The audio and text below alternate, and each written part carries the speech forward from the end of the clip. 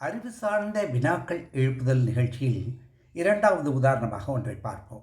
Rutherford என்பவர் அணுவின் மாதிரி படிவத்தினை கொடுக்கும் பொழுது நேர் துகள்கள் நிரம்பிய உட்குருவை சுற்றி எதிர் துகளான எலக்ட்ரான்கள் வட்டப்பாதையில் சுற்றி வருகின்றன என்று வகுப்பிலே கூறிக்கொண்டு வந்தார்.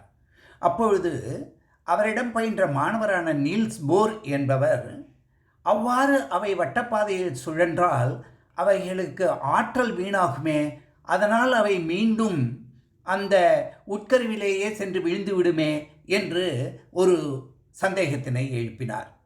உடனே ரூதர்ஃபோர்டும் நீல்ஸ் போரையே இதற்கு ஒரு வெடிவினை காணச் சொன்னார்.